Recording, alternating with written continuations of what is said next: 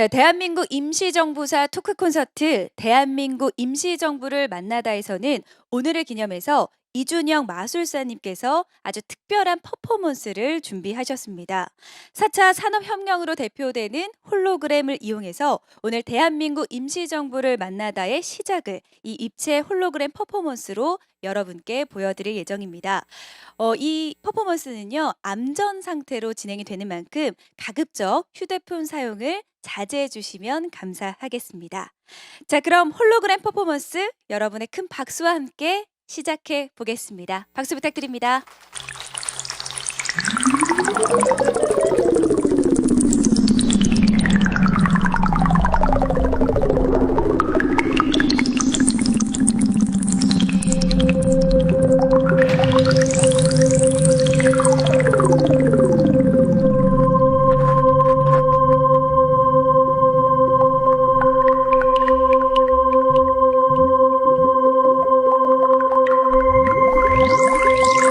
네, 여러분 안녕하세요.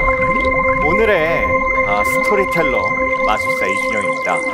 대한민국 임시정부를 만나대 오신 여러분들 진심으로 환영합니다. 제가 오늘 들려드릴 이 마술 같은 이야기는요, 바로 이겁니다.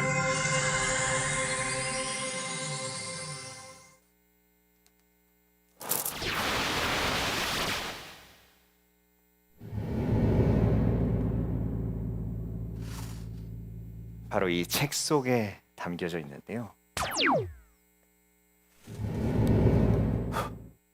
아하. 자, 지금부터 마술보다 더 마술 같았던 대한민국 임시정부의 이야기를 들려드리도록 하겠습니다. 여러분들 시간 여행하실 준비 되셨나요? 이제 큰 박수와 함께 저의 타임머신을 타고 떠나보시죠.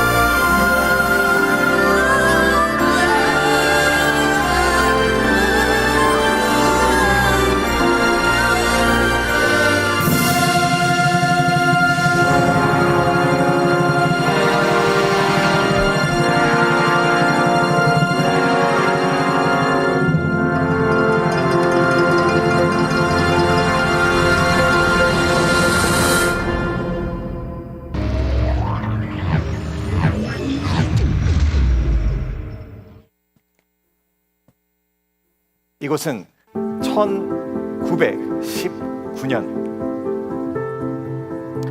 3월 1일 종로입니다. 28 독립선언 이후 일본에서 있었죠. 그리고 우리는 이곳에 모이게 되었습니다.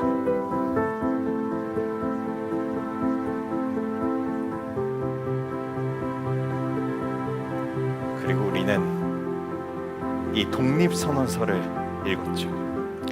우리는 오늘 조선이 독립한 나라이며 조선인이 이 나라의 주인임을 선언한다. 우리는 이를 세계 모든 나라에 알려 인류 모두가 평등하다는 큰 뜻을 분명히 하고 우리 후손이 민족 스스로 살아갈 정당한 권리를 영원히 누리게 할 것이다.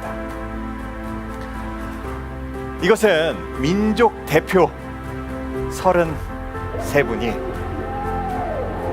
조선은 독립국이며 조선인은 자주민임을 선언하는 독립선언서였습니다. 자유, 정의, 인도, 평화 이 사상을 중심으로 최후의 1인, 최후의 일가까지 우리는 투쟁할 것임을 주장하였습니다.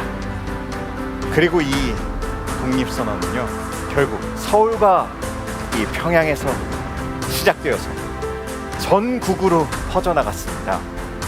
남녀노소 그리고 이 계급과 신분과 전혀 상관없이 전 국민이 우리나라의 자주 독립을 위해서 함께해 주었고요. 전 세계가 함께하였습니다. 거의 모든 이 세계 지도에 있는 나라들이 빛나고 있죠. 이제서야 우리는 민중이 이 나라의 주인임을, 그리고 독립운동의 주체임을 깨달을 수 있는 정말 큰 의미가 되었습니다. 그리고 그해 4월 10일입니다. 전 세계 민족운동, 독립운동가 29분은 이 중국 상하이에 모여서 이야기를 나누게 됩니다.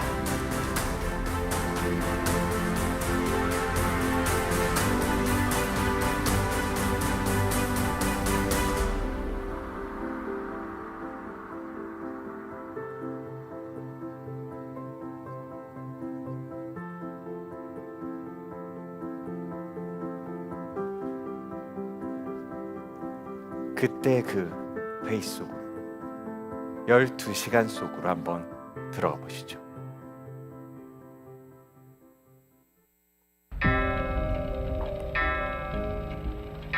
우리는 지난 3일 혁명에서 독립선언서를 발표하며 조선이 독립국임을 선언하였습니다. 독립국엔 정부가 있어야 하는 법, 이에 우리는 임시정부를 수립하려고 합니다. 이 모임의 명칭을 임시의정원으로 하겠습니다. 좋습니다. 투표로 선출된 이동영 의장이 회의를 진행해 주시기 바랍니다. 지금부터 제1회 임시의정원 회의를 시작하겠습니다. 가장 먼저 국호를 무엇으로 하면 좋을지 의견을 나누겠습니다. 의견이 있는 분은 제의해 주십시오. 신한민국을 동의합니다. 고려공화국은 어떻습니까? 조선공화국을 동의합니다. 또 다른 의견은 없습니까?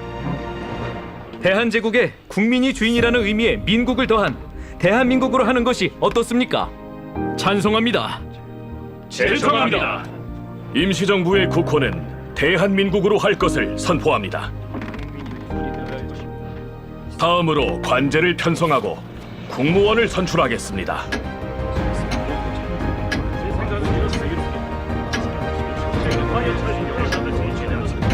밤은 점점 깊어가고 회의는 밤새 이어졌다. 이제 이 나라의 헌법을 제정합시다. 임시헌장의 초안을 완성해 왔습니다. 대한민국은 국민의 나라입니다. 대한민국의 인민은 남녀 귀천 빈부의 계급 없이 평등하고 자유롭게 살아갈 것임을 헌법에 명시하였습니다. 여러분들 앞에 있는 임시헌장 초안을 다들 읽어보시고 각자 의견을 주십시오. 이것으로 임시헌장을 제정하겠습니다.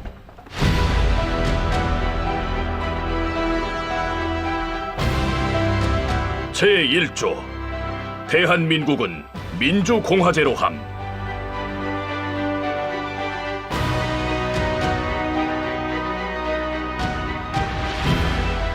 오늘부터 우리 국민이 대한민국의 주인입니다.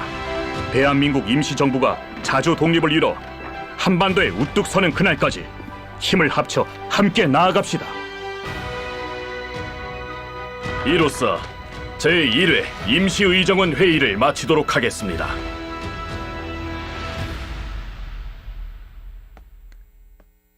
이렇게 12시간의 회의가 끝나고 이것이 바로 대한민국 임시헌정입니다. 군주가 나라의 주인이 아닌 국민이 주인인 대한민국의 한 걸음이었습니다. 이렇게 우리는 상하이의 대한민국 임시정부, 그리고 국내에는 한성정부, 연해주에는 대한국민의회.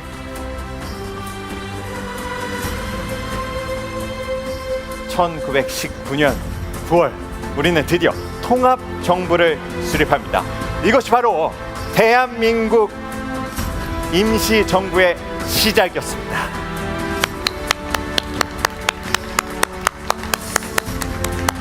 이 영화보다 더 영화 같고, 지금의 이 대한민국이 이렇게 아름다울 수 있었던 건 바로 대한민국 임시 덕분이 아니었나 싶습니다. 대한민국 임시정부를 만나다 지금부터 여러분들의 큰 박수와 함께 시작합니다.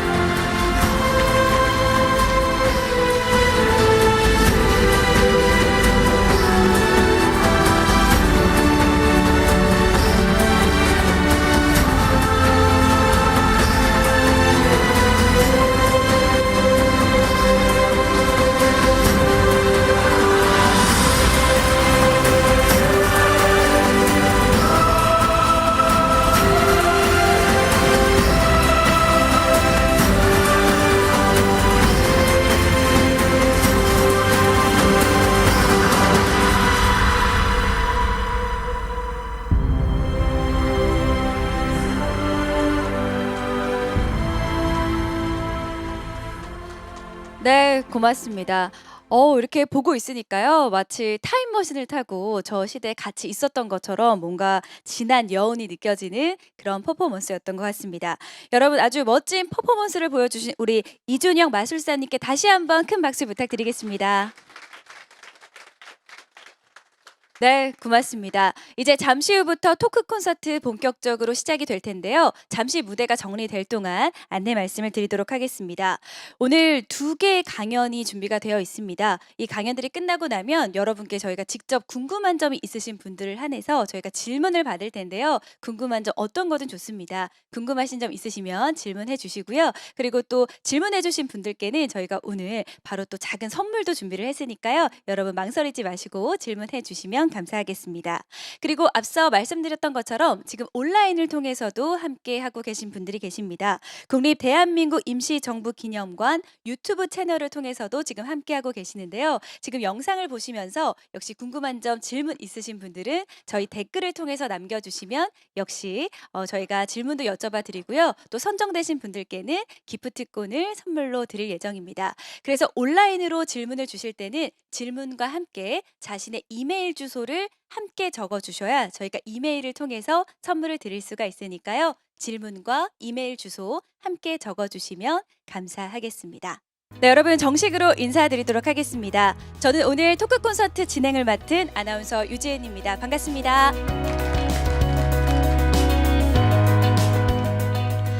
네, 고맙습니다. 오늘 이 자리를 위해서 귀한 걸음 해주신 모든 분들께 감사한 말씀을 드리겠습니다. 그리고 온라인을 통해서도 시청하고 계신 분들께도 역시 감사의 말씀을 드리도록 하겠습니다. 자, 그럼 오늘 대한민국 임시정부사 토크 콘서트, 대한민국 임시정부를 만나다를 이끌어 주실 패널 분들을 소개해 드릴 텐데요. 여러분 한 분 한 분 소개해 드릴 때마다 큰 박수로 환영의 박수를 부탁드리겠습니다. 먼저 김희곤 국립 대한민국 임시정부 기념관장님 모시겠고요. 그리고 김동우 사진작가님, 박경목 서대문 형무소 역사관장님 무대 위쪽으로 올라와 주시기 바랍니다. 네, 여러분 오늘 함께해 주신 분들께 인사 한번 부탁드리겠습니다. 네, 고맙습니다. 자, 그러면 자리로 착석해 보도록 할게요.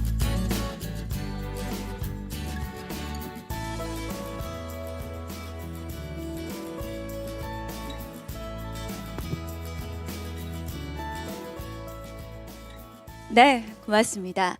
자, 그리고 앞서 말씀드렸던 것처럼 강연 하나가 끝나고 나면 여러분께 또 질문할 수 있는 시간을 드릴 거니까요. 보시면서 궁금한 점 있으신 분들은 기억해 놓으셨다가 제가 여쭤보면 그때 손을 들고 말씀해 주시면 좋을 것 같습니다. 네, 그럼 먼저 첫 번째로 우리 김동우 작가님의 첫 번째 이야기를 들어보도록 할 텐데요. 우리 김동우 작가님께서는요, 전 세계 독립운동 사적지를 직접 사진과 글로 기록을 하고 이러한 기록들을 바탕으로 뭉우리도를 찾아서 등의 책을 집필을 하셨습니다. 또한 국가보훈처 보훈문화상, 다큐멘터리 온빛 사진상 등을 수상한 바가 있는데요. 아마 많은 분들께서 궁금증과 기대감을 가지고 기다리고 계실 것 같습니다. 자, 그럼 김동우 작가님의 이야기 박수로 청해 듣도록 하겠습니다. 네, 안녕하세요. 소개받은 김도우입니다. 앉아서 얘기해도 될까요? 네, 감사합니다. 15분밖에 없어요. 저한테 주어진 시간이. 그래서 좀 스피디하게 좀 얘기를 좀 나눠보겠습니다. 제가 하고 있는 작업은요, 뭉우리돌을 찾아서라는 프로젝트입니다. 근데 뭉우리돌이라는 이 단어가 생소하잖아요. 이 단어는 백범일주에서 제가 발췌를 했습니다. 거기에 어떤 대목에 나오냐면 김구 선생님이 이제 형무소에서 고초를 받으실 때 순사가 이런 얘기를 합니다. 지주가 전답에서 뭉우리돌을 골라내는 게 상례 아니냐. 이 뭉우리돌은 순 한글인데 요즘 잘 쓰이지 않는 말이죠. 좀 이렇게 둥근 넓적한 돌이에요. 근데 이제 밭을 가려면 그 돌을 치워내야 되잖아요. 그러니까 너희 같은 그 독립운동가들은 다 사회에서 속아내야 된다는 이제 취지로 얘기를 한 거죠. 그래서 김구 선생님이 이제 이렇게 다짐을 합니다. 그래, 내가 니놈들 앞에 평생 뭉우리돌 정신을 품고 살겠노라. 라고 한 대목이 있습니다. 그러니까 제가 찾아다닌 지금까지 제가 이 작업을 위해서 10개국을 다녀봤는데 그 10개국에 있는 현장들이 다 우리의 저항정신과 독립운동의 정신을 품고 있더라 해서 뭉우리돌을 찾아서라는 제목으로 제가 지금 계속 프로젝트를 하고 있습니다. 그래서 오늘 10개 나라에 아주 어떤 사적지들이 있는지 다 보여드리고 싶지만 시간이 짧은 관계로 대표적인 곳들 몇 군데 설명하면서 또 얘기 나눠보도록 하겠습니다. 제가 이 작업을 하게 된 계기가 있습니다. 제가 그냥 여행을 한 나라는 지금까지 60개국이 넘습니다.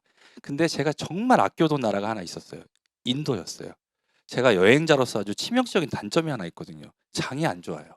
그래서 인도는 하도 얘기를 많이 들어서 제가 인도 가면 배앓이 한다는 소리를 많이 들어서 인도는 왠지 가기가 싫더라고요. 근데 가게 됐습니다.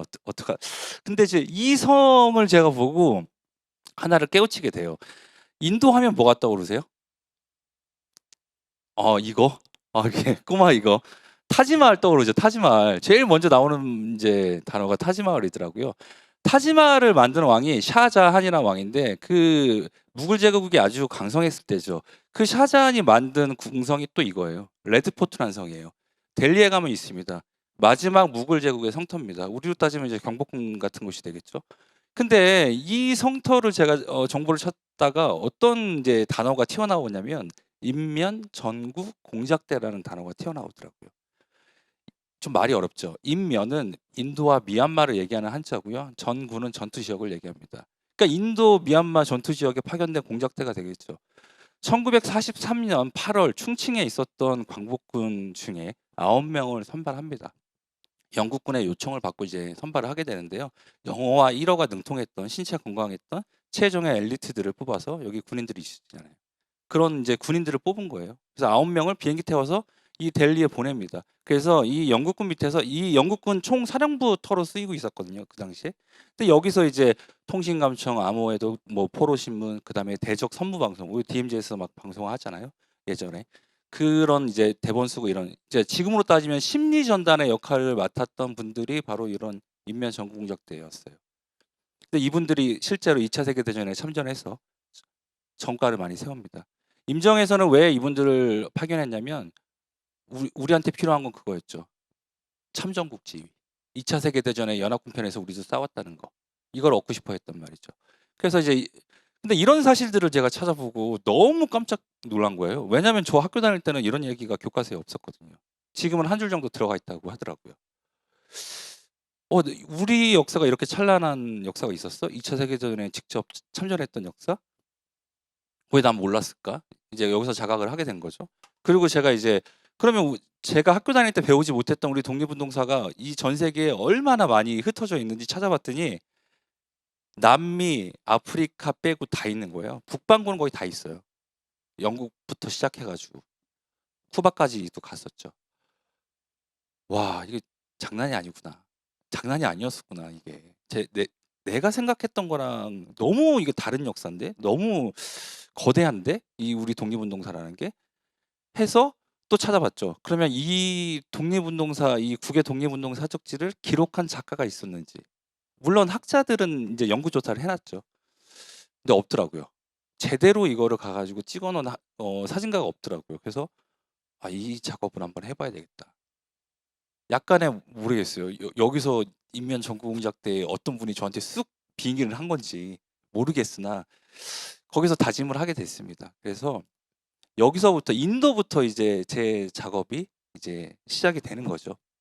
그래서 오늘 조금 해드릴 얘기는 하와이에 대한 이야기입니다. 왜냐하면 올해가 하와이 이민 간 지 우리 조상들이 120주년이 되는 해예요. 그러니까 작년부터 올해 이렇게 연결되거든요. 12월 22일 날 떠나서 1월 13일에 도착해요.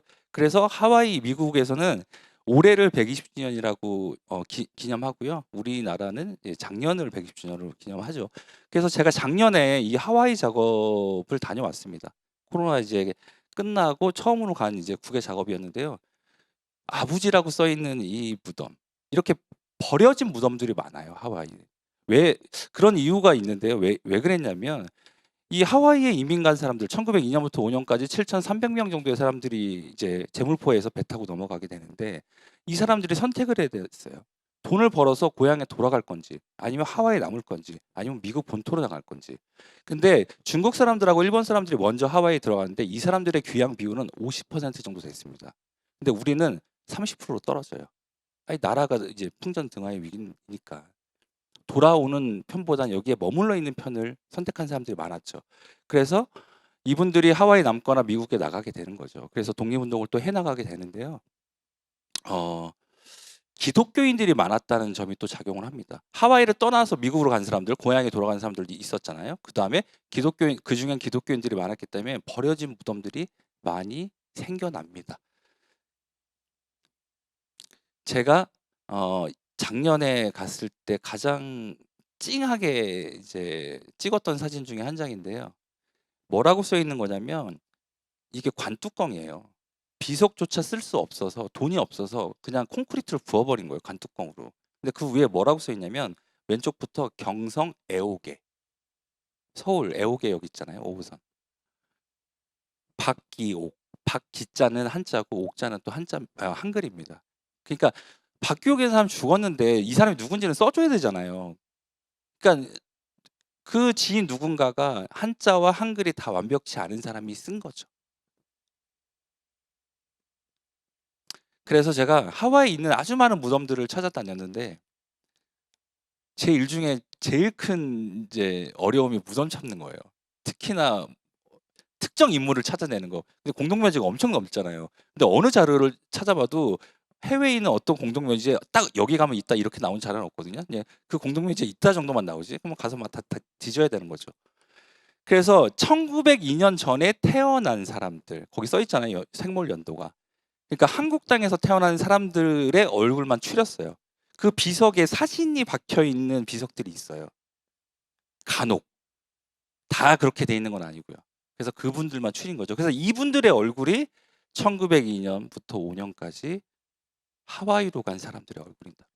우리가 텍스트는 배우잖아요. 하와이민 갔었고 사탕수수 밭에 일했다. 근데 그분들의 얼굴을 보신 적은 없잖아요. 이분들이라는 거죠. 그래서 제가 작년에 인천 시립박물관에서 이 120주년과 관련된 전시를 했는데요. 120명의 사람들을 액자 하나하나에서 쭉 걸었어요. 어떤 유대를 느낄 수 있잖아요. 우리랑 똑같이 생겼잖아요. 보던 얼굴이잖아요. 그래서 120년이 지났지만 이분들의 얼굴을 통해서 우리가 하나의 민족이라는 걸 좀 느꼈으면 좋겠다 했던 작업이었습니다. 이런 얼굴들이죠. 근데 여기서 요 두 번째 있는 분, 이분은 참 대단하신 분인 게요. 이 사진들 중에는 사진 신부도 있고요. 그다음에 알게 모르게 독립운동을 해 나가신 분들도 있습니다. 그런데 이분은요, 그 비가일랜드라는 섬이 있어요. 하와이에 가면 하와이에서 제일 큰 섬.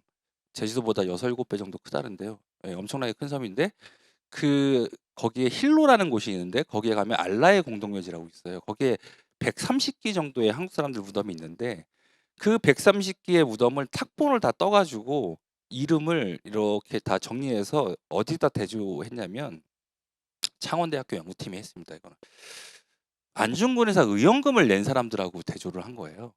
거기에 50명이 나왔어요. 근데 이분도 안중근의사 의원금을 내신 이주대라는 분인데 고향은 밀양입니다. 월급의 3분의 1을 내셨더라고요. 아니 근데 월급 300만 원 받는데 200만 원 지금 의원금 내라고 하면 내시겠어요? 내시겠어요? 안 내시죠. 깜짝 놀랐습니다. 그래서 여기 이런 그러니까 이름 없는 독립운동가들이 하와이에 묻혀 있는 분들 중에 상당수다.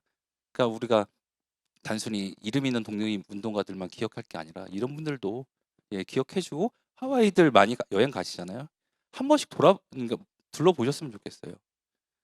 그러면 조금 다른 감정을 이제 느낄 수 있는 거죠. 몇 분 지났죠? 벌써요? 예. 그래서 제가 이제 현장들을 다니면서 그 후손들을 꼭 만납니다. 그 독립운동가 후손들을 찾아다녀요. 국외에 살고 있는 독립운동가 후손들이 있을 거 아니에요. 근데 제가 이분들을 찍을 때 어떻게 찍냐면 이렇게 조금 흐릿한 방식으로 찍어내요. 근데 이거는 뭐 나중에 제가 합성하는 게 아니고요. 현장에서 이렇게 찍어내는 저만의 방식이 있습니다. 그래서 이렇게 찍어내는데 이거는 뭘 얘기하냐면 인면 전구공작제 저 몰랐거든요. 그러니까 이런 역사들이 있는지 잘 모르잖아요. 그래서 우리의 이 역사들이 다 지금 현대인들의 머릿속에서 다 희미해지고 이렇게 사라진 거 아닌가라는 걸 얘기하는 겁니다. 그리고 반대로 이렇게 희미해지면 안 된다는 걸 중의적으로 얘기하는 겁니다. 요 분 얘기만 하고 이제 인물사진 넘어갈게요. 이분은 정월라 정원명의 손녀예요. 그 두 분은 하와이에서 독립운동 하신 분이에요. 대한민국민의 활동 같은 걸 하신 거죠.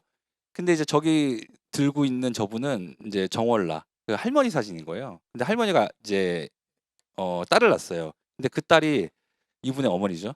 그 딸이 이제 결혼하겠다고 신랑감을 데리고 왔는데 누구를 데리고 왔을까요? 어느 나라 사람? 일본 사람을 데리고 온 거예요.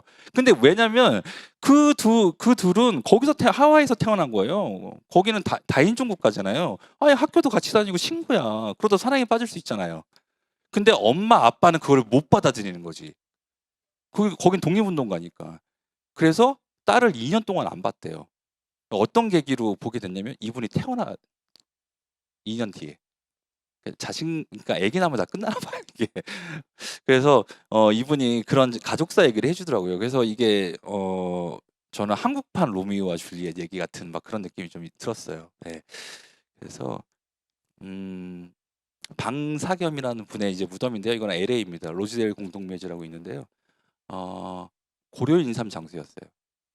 선이민자로 하와이 이민 갔던 사람들보다 먼저 갔던 사람들이 고려 인삼 장수들이었어요. 근데 이분들이 또 독립정을 많이 내거든요, 미국에서. 네, 그런 역사가 있습니다. 요 얘기가 제가 1월 달에 그 영빈관의 그 국가보훈부 대통령 업무 보고에 토론자로 가서 대통령한테 이제 건의했던 이제 얘기인데요. 우리 공군의 시작이 캘리포니아입니다. 윌로스라는 곳이에요. 북가주에 가면. 근데 거기에 우리 공군 1920년에 노백린 장군하고 그 김종림 선생님은 쌀농사로 돈을 많이 번 분이거든요. 근데 그분이 이제 돈을 내고 노백린 장군이 이 건물에서 학생들 파일럿들을 양성합니다. 그래서 실제로 임시정부의 공군 장교로 임관이 됩니다. 근데 우리의 이 공군의 시작이잖아요, 여기. 그래서 그 국가보훈부 그 업무 보고에 가서 대통령한테 제가 이 땅 좀 제발 사달라. 여기 공군 기념관 좀 만들게 건의했던 곳입니다. 그래서 지금 이렇게 남아 있어요, 이 건물이. 얼마나 다행스럽습니까? 빨리 좀 샀으면 좋겠어요, 관장님. 빨리 좀 샀으면 좋겠습니다. 이제 활주로 터거든요, 여기. 실제 있었던 곳이고요, 학교가. 근데 이렇게 지금 버려져 있거든요. 이런 것들이 좀 빨리 좀 우리가 구입을 해서 좀 됐으면 좋겠고요. 이 사진은 저는 이제 사진 작가니까 어떤 역사적 현장을 어떻게 찍을까 항상 고민하는데요. 이 현장은 1905년에 제물포에서 1033명의 사람들이 멕시코로 이민 갔던 역사가 있어요. 근데 이거는 불법적인 이민이었어요. 하와이 이민은 고종이 윤호한 이민이고 합법적인 이민이었고요. 존 마이어스라는 그 이민 브로커가 들어와가지고 1000여 명의 사람들을 모객해서 데려간 거죠. 그 사람들이 멕시코에 가서 애니깽 농장에서 일을 합니다. 여긴 하와이보다 더 열악했어요. 근데 그 사람들이 새벽 5시에 일어나서 일터로 나갔대요. 그래서 이 사진을 제가 새벽 5시에 찍었죠. 하루를 어떤 빛을 보고 시작했을까? 그래서 멕시코에 갔던 사람들이 나중에 쿠바까지 넘어가는 그 역사가 있는 거죠. 근데 거기서도 독립운동을 해요. 이 한국 사람들이. 숙모학교라고요. 1910년에 여기다 독립군 양성학교까지 만들어요. 멕시코 땅에다가. 대단하지 않습니까? 시간이 없을까요? 이거 넘어갈게요. 이 쿠바 얘기인데요. 요 태극기 동굴 영상 한번 틀어주시겠어요? 예. 또 다른 독립 영웅들의 흔적을 찾아 발걸음을 재촉했다.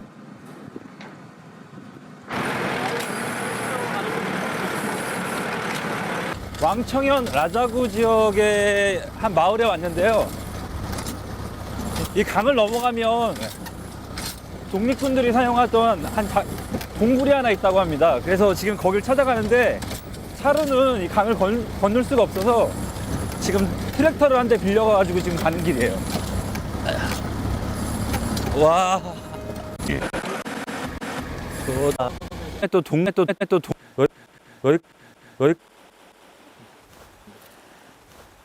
동굴이 있어요. 이제 저기로 제가 기어 올라갈 거예요. 저 4발 써야 돼요. 하지만 길도 없고요. 지금까지의 험난함은 비교도 안 될 만큼 경사진 비탈이 기다리고 있다.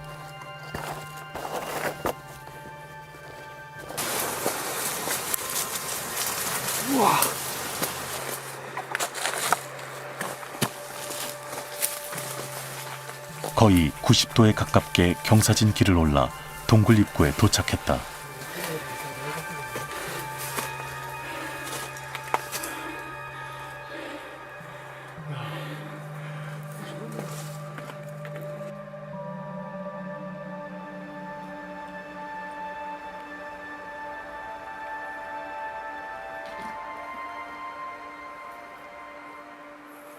올라와 보니까 동굴이 생각보다 큽니다. 그리고 안에 지금 사람이 살지 않아서 비둘기집이 된 것 같아요. 뱀도 막 한 마리 좀 지나갔고, 전혀 사람의 손길이 닿지 않은 동굴 같은데 와 보니까 바로 왼쪽 편에 가슴 뭉클한 태극기가 그려져 있네요.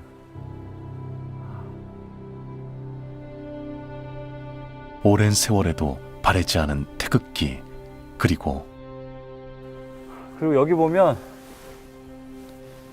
대한 독립이라고 써 있고 4명의 이름이 적혀 있거든요.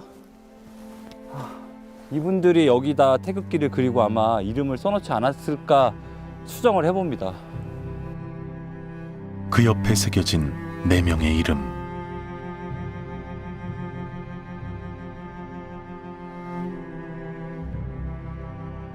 백여 년 전에 우리 독립운동 기지, 그다음에 독립무관학교 등이 있었던 곳이라서 아마도 독립운동 하셨던 분들이 비밀스럽게 아마 아지트처럼 사용했던 곳인 것 같아요. 근데 이 정말 사람이 살지 않는 첩첩 산중이거든요. 근데 이곳까지 와서 조국 독립의 열망을 불태웠을 이분들을 생각하니까 진짜 가슴이 좀 짠하고 뭉클해지네요. 네, 여기까지만 보십시오. 1910년대 이동희 선생님이 그 독립무관학교라는 걸 나자구에 만들거든요. 그 왕청현 나자구에. 거기에 있었던 학생들로 추정만 돼요. 아직 학자들이 못 밝혀냈어요. 이 4명이 어디에 정확하게 소속돼 있었는지는. 그래서 제가 시간이 다 됐죠? 예. 제가 하는 작업은 이렇게 국외 독립운동 사적지를 찾아다니면서 우리가 기억하지 못하는 역사들을 기록하고 또 제 개인적으로 그거를 어떤 사진적 관점을 가지고 표현해내서 우리가 어떤 기억이 끊어지지 않게 기억과 기억을 이어나가는 그런 역할을 지금 계속 하고 있습니다. 예.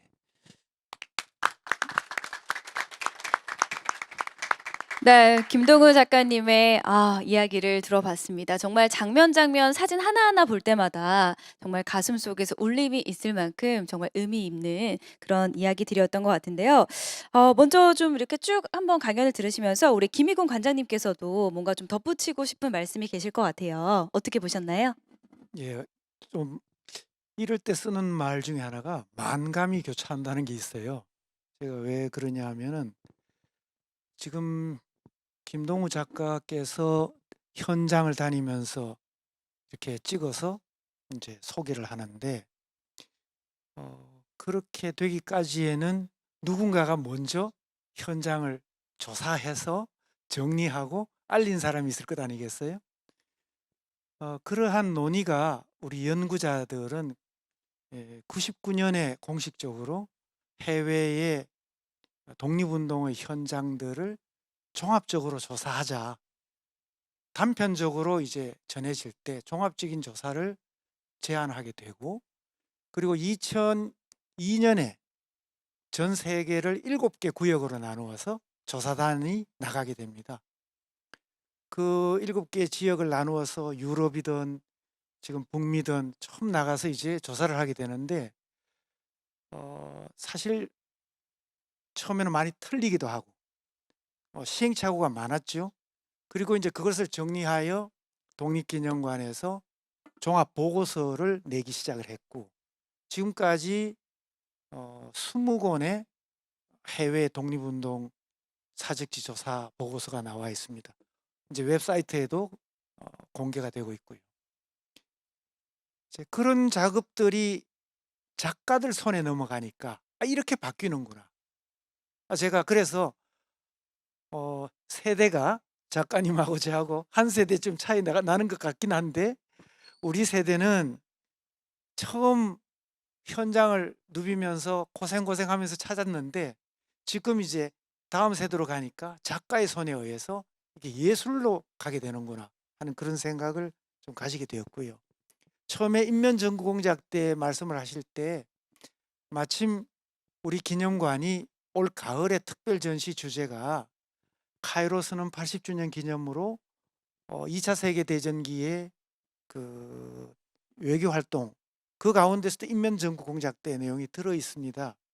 지금까지는 인면전구공작 때 내용은 우리들 자료 중심으로만 알려져 있었는데, 우리 기념관이 작년에 바로 영국의 그 SOE의 문서들을 이제 찾아내게 되면서 영국군 문서로 저희들이 전시를 더 생생하게 할 수 있게 되어서 마침 반갑게 봤고요.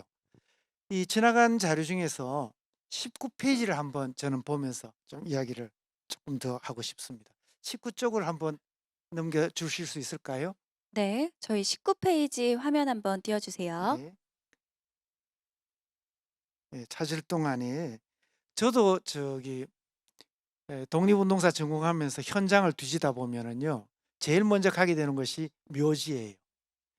그래서 저희 집에 아들 둘이 있는데 늘 아버지 따라가면 묘지만 다닌다고 그런 이야기를 듣게 되는데요.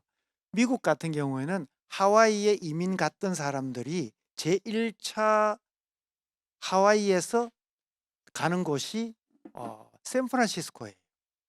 그 다음에 LA 시대는 30년대 돼야 이제 열리게 되지요.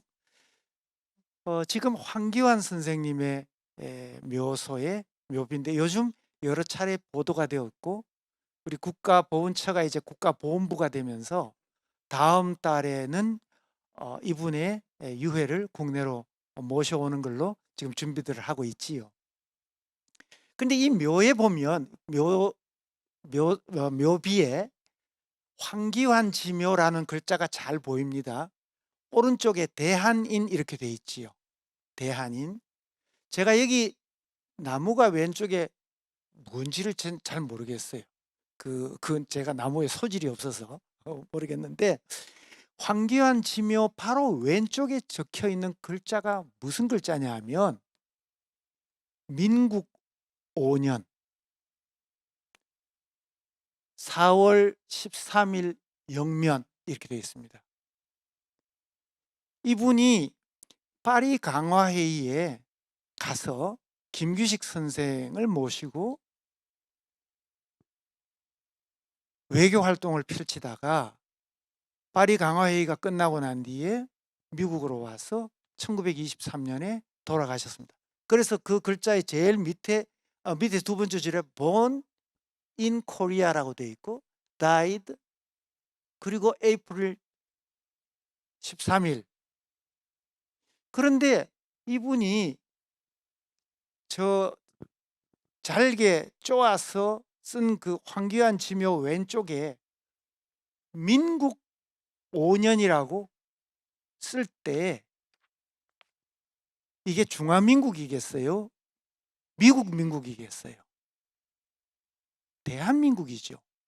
대한민국 5년이란 말은 1919년에 대한민국을 만들었고, 여러분들도 잘 아시다시피 우리는 오랫동안 우리들의 연호를 사용하지 못하는 역사를 갖고 있어요. 그래서는 안 되겠다고 하여 독립을 선언하기 바로 직전에 우리가 1896년도에 건양이라는 연호를 사용하게 되고, 그리고 그 이듬해에 대한제국이 되잖아요. 그리고 광무라는 연호를 사용하게 됩니다. 연호를 사용한다는 그 자체가 우리들의 독립을 의미하거든요. 그러다가 융이 와서 1910년에 나라를 빼앗기면서 우리 모든 문서는 명치로 바뀌죠. 출생이. 그런데 1910년에 나라 망하고서 우리 독립운동가들은 연호를 어떻게 표기했을까요? 그래서 단기, 개국기원 단기를 씁니다. 그러다가 1919년에 대한민국을 만들고서 임시헌장에 보면 대한민국 임시헌장 제1조 대한민국은 민주공화제로 함, 그리고 10조까지 있고 밑에 대한민국 원년 4월로 되어 있습니다. 그러니까 대한민국이라는 말은 국가 이름 국호이기도 하고 연호이기도 합니다. 그 대한민국을 줄여서 민국으로 몇 년 이렇게 씁니다. 대한민국 몇 년. 지금 황교안 선생은 대한민국 임시정부의 외교관으로서 활동을 하다가 1923년에 미국에서 돌아가실 때 그의 묘소에 민국 5년 이렇게 씁니다. 황교안 선생님의 묘소를 다음 달에 모셔오기로 지금 준비를 하고 있지요. 그렇다고 한다면 이분이 사용했던 연호에 담긴 뜻도 모셔와야 되지 않을까요? 이것이 바로 우리 대한민국 임시정부 기념관을 지은 이유이기도 하고요. 그것을 국가기관으로 운영하는 일이기도 하거든요. 저는 이 사진 보면서 놀랍게도 작가의 솜씨로 탁 두드러져 나왔을 때 저는 이걸 보면서 다른 사진 이야기할 것도 많지만 민국 5년이라고 하는 이 뜻을 우리가 되새겼으면 좋겠다라는 생각을 해봤습니다. 네, 감사합니다. 네, 여러분 박수 한번 부탁드립니다. 네, 무엇이든 우리가 정말 아는 만큼 보인다라는 이야기를 하잖아요. 그런 것처럼 지금 관장님께서 이런 말씀을 안 해주셨으면 그냥 이렇게 타지에 있는 우리 독립군의 하나의 비석이구나, 묘지구나 이렇게만 하고 넘어갔을 것 같은데 이렇게 하나하나 말씀을 해주시니까 앞으로는 아마 요 그림을, 이 사진을 다시 보게 된다면 지금 해주셨던 말씀들이 다시 한번 머릿속에 자리매김하게 되지 않을까 싶습니다. 저희 시간 때문에 이제 사진을 좀 많이 못 봤는데요. 혹시 뭐 그래도 내가 못 보여드린 사진 중에 작가님 혹시 이 사진은 그래도 좀 한번 보여드리고 싶다 하는 게 있으면 저희 시간이 돼서요. 한두 장 정도 더 보여드릴 수 있을 것 같은데요. 혹시 어떤 것 그래도 좀 보여드리고 싶으실까요?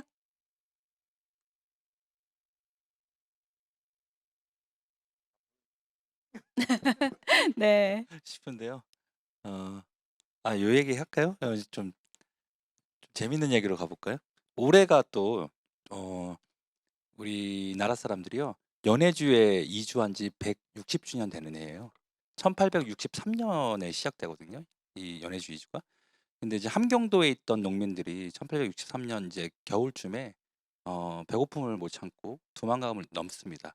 그래서 그분들이 첫 번째로 만든 마을이 이름이 지신허 마을이에요. 지신허 마을. 근데 여기가 이제 지신허 마을이에요. 그 안중근 의사가 그 단지했던 데가 연추잖아요. 그 연추 바로 옆이에요. 그 지신허가 만들어지고 그 다음에 연추가 만들어지는 거거든요. 근데 이 지신허 마을터에 가면 지금 저거 이렇게 비석이 하나 서 있잖아요. 저 비석 누가 세웠을까요? 가수가 세웠어요. 대한민국 가수. 누굴까요? 퀴즈인가요? 네, 혹시 작가님? 퀴즈입니다. 그러면은 두 개 네, 손 네, 손 손 들어주셨으니까 드시면, 예. 맞추시면 저희 선물 드리겠습니다. 네, 우리 네. 네? 마이크 드릴게요. 빅토르 최요? 네, 빅토르 최인가요? 최 아닙니다. 아니래요. 서 씨입니다. 네. 서 씨. 네, 다른 네. 분께 기회를 드릴게요. 네, 앞쪽에 손 네. 또 번쩍 들어주셨습니다. 마이크 드릴게요. 네. 네. 서태지 아닌가요? 맞습니다. 오, 소태지, 네. 이따 서태지가 나가실 때 꼭. 네. 이게 어떻게 된 연유냐면 2004년에 서태지 씨가 블라디보스토크 공연을 해요. 그리고 나서 자비로 이 지신호 기념비를 세웁니다. 그리고 저 기념비 맨 밑에 보면 대한민국 가수 서태지 헌정이라고 써 있어요. 근데 서태지가 그러면 왜 이 비를 세웠을까요? 그게 궁금하잖아요. 그래서 제가 이렇게 조사를 해보니까 서태지와 외가가 이성구라는 그 임시정부에 참여했던 독립운동가 집안이에요. 그래서 발해를 꿈꾸면이라는 이 노래 제목이 괜히 나온 게 아니구나. 그래서 정말 제가 만나서 묻고 싶어요, 진짜.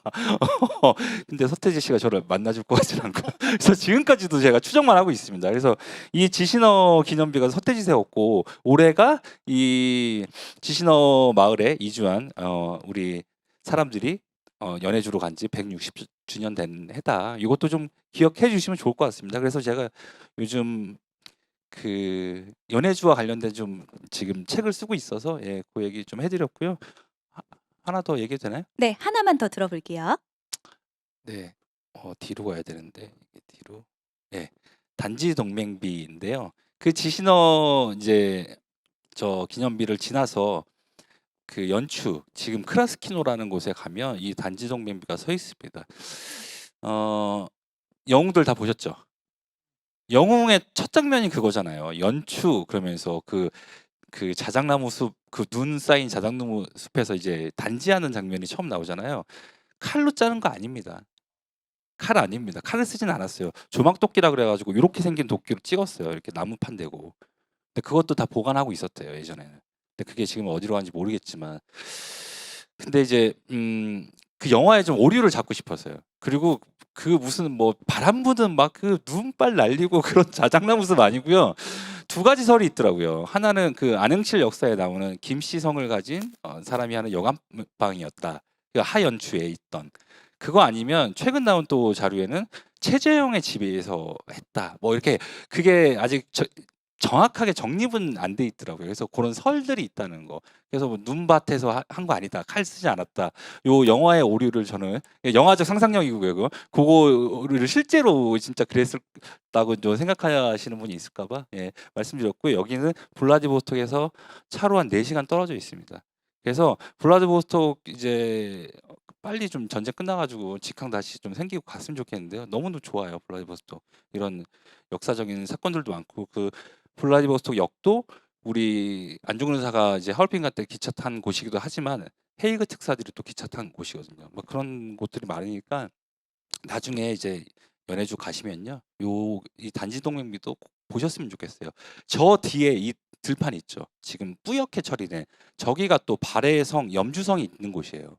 바로 인근이에요. 그러니까 가보면 여기가 예전부터 우리 땅 같은 아주 묘한 그런 국뽕에 취할 수 있는 장소거든요. 나중에 한번 꼭 가보십시오. 예. 네, 고맙습니다. 저희 지금 온라인으로도 함께 지금 생중계되고 있다고 말씀을 드렸는데요. 제가 지금 보니까요.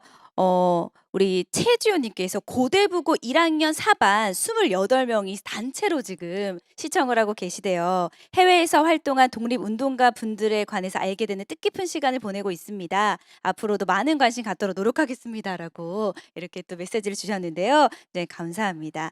자, 그리고 또 작가님의 강연 시간이 너무 짧아서 아쉽다고 이렇게 또 아쉬운 글들도 올라오고 있는데요. 또 앞으로 우리 작가님의 또 사진들 볼 수 있는 이야기들 들을 수 있는 기회들이 많을 것 같으니까요.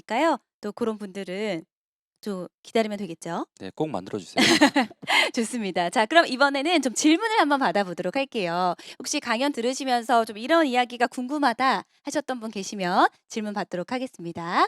네, 네, 여기 뒤쪽에 남성분 먼저 마이크 하고요. 그리고 이어서 듣도록 할게요. 네, 마이크 우리 전해주시면 우리 남성분하고 같이 차례로 듣도록 하겠습니다. 네, 너무 재밌는 강의 들어서 먼저 감사의 말씀드리고요. 엄청 개인적이고 되게 사적인 질문이긴 한데 아무래도 이제 해외를 많이 돌아다니시다 보니까 그 비용 문제는 어떤 식으로 하셨는지 그게 저는 제일 번으로 먼저 생각이 들더라고요. 네. 네. 아우 돈 무시할 수 없죠. 이 돈이 있어야 다닐 수 있습니다. 네. 제가 어제도 정읍 가서 강연하고 왔는데 끝날 때 이제 그러시더라고요. "작가님 왜 그 비용 얘기 또 얘기 안 하셨어요? 그거 너무 저기 얘기해 주시죠." 그랬더니 이제 가급적이면 제가 그거를 어떻게 했는지 얘기 안 하려고 그럽니다. 왜냐면 이게 자꾸 심파로 가더라고요, 이걸 얘기하면. 예. 처음에 이제 제가 떠날 때 이제 이런 생각으로 떠났습니다. 그 다큐멘터리에 저는 관심이 많았고 '제 작업을 해 보고 싶다.' 그래서 그 주제를 한번 찾아보자 해 가지고 세계 일주를 기획하고 두 번째 세계 일주였어요. 첫 번 한 번 또 한 적이 있었거든요. 그래서 이제 떠난 여행에 인도를 가서 그 인면 저공작들을 만난 거거든요. 근데 이제 그러면서 제 운명이 이제 바뀌었죠, 이상하게. 예, 여기까지 오게 됐는데요. 그래서 처음에는 그 비용을 마련하려고 집을 팔았죠. 예. 근데 그때는 부동산이 이렇지 않았어요. 조금만 노력하면 다시 이렇게 재기할 수 있는 희망이 있었던 부동산 시장이었고요. 지금은 너무 뭐 몇 년 사이에 세상이 이상해져서 더 이상한 사람이 돼 버린 것 같은데요. 그때는 하여튼 그렇게 해서 집을 팔았고 이 작업을 하고 와서 돌아와서 처가살이를 아주 고되게 하다가 이제 청산을 하고 지금은 이제 조금 모이면 이제 하와이 작업 같은 거 이제 그러니까 한 번에 1 년씩 가는 거는 이제는 뭐 비용이 너무 많이 드니까 그렇게는 못 하고 있고요. 그래서 스팟별로 이렇게 나라별로 그렇게 지금 작업을 이어나가고 있습니다. 예. 네. 처가살이를 이제 힘들게 하고 있다라는 말씀 잘 들었고요. 지금은 끝나셨고 네 다행입니다. 또 이제 많은 분들이 또 어떤 뭐 기업이라든지 여러 지자체에서 또 많이 도움 주실 수 있는 부분들이 또 앞으로 생겨날 수 있으니까요. 또 그런 부분들도 기대를 해 보도록 하겠고요. 우리 또 아까 질문 있다고 손 들어 주셨던 분들 네 마이크 전달 드리겠습니다. 네, 오늘 귀한 이야기 잘 들었습니다. 작가님께서 여러 나라도 돌아다니셨다고 아까 하셨는데 혹시 가장 기억에 남는 장소나 인물이 있다면 그 일화를 같이 듣고 싶습니다. 네, 이 작업과 관련된 나라죠? 예. 이 질문이 저한테는 제일 힘든 질문이에요. 항상 다 저한테는 너무너무 의미 있고 왜냐면 이게 찾아가는 게 한 80% 되는 작업이거든요. 셔터 누르는 거는 그렇게 힘들지 않아요. 예, 한 장소 가려면 막 2박 3 일씩 버스 타고 뭐 가야 되는 경우도 있고 막 또 가다가 중국 같은 경우에는 공안한테 걸려 가지고 잡혀 가지고 일정 다 날리고 예, 뭐 그런 경우도 있었고요. 하와이에서는 경찰한테 신고당했어요. 그 사실 저 아까 그 관뚜껑 있는 데 있잖아요. 거기가 커피 농장 안에 있거든요. 사유지예요. 몰래 들어갔죠, 찍으려고. 그러다 이제 농장 주인한테 나중에 걸려 가지고 "너 지금 경찰 오고 있다. 너 누구냐." 도둑으로 막 오인받고 막. 그래서 한 군데를 꼽기가 참 힘듭니다.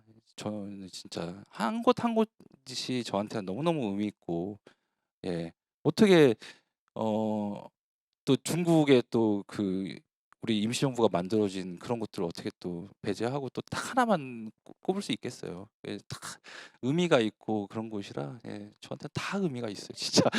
다 의미가 있고요.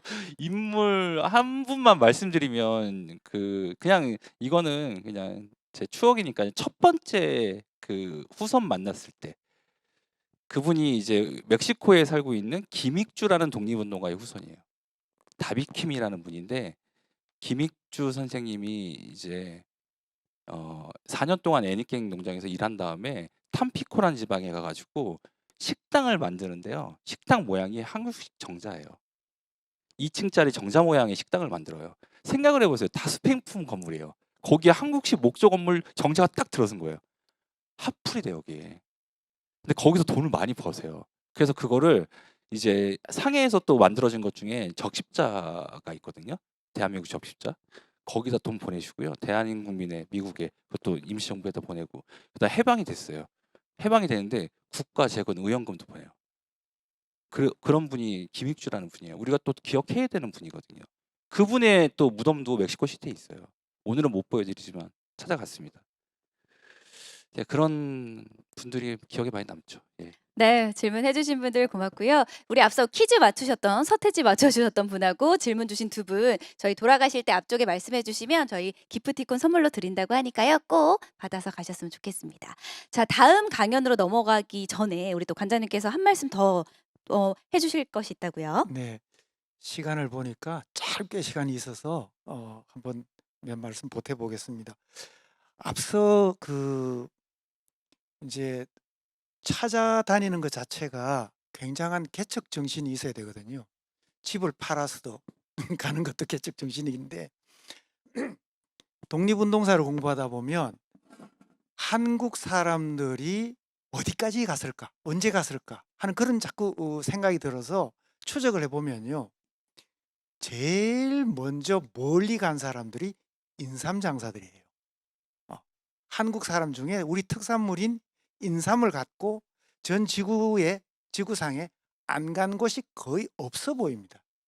예를 들자면 지금 그 애니깽 농장 이야기도 아까 불법으로 갔다 그랬죠. 정부에서는 몰랐죠.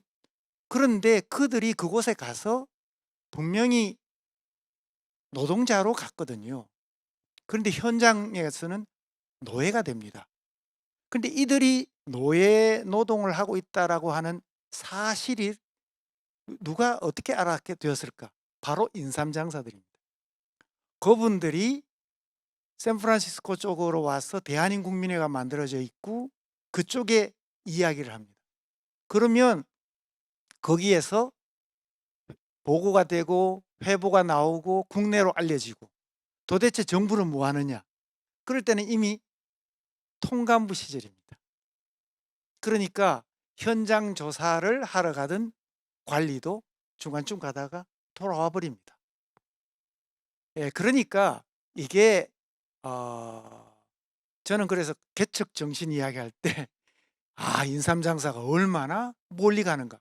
심지어 그 캐나다나 이런 쪽에 그 횡단철도 만들어질 때도 그 노동자 속에 한국인이 들어가는데 그 현장에도 인삼장사들이 누비고 있거든요.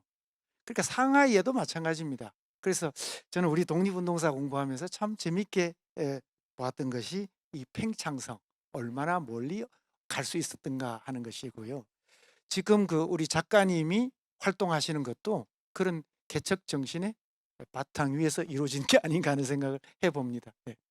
네, 고맙습니다. 저희 온라인으로도 질문이 하나 들어와서요. 이 질문만 간략하게 답변 한번 들어보고 갈게요, 작가님. 우리 지금 온라인을 통해서요.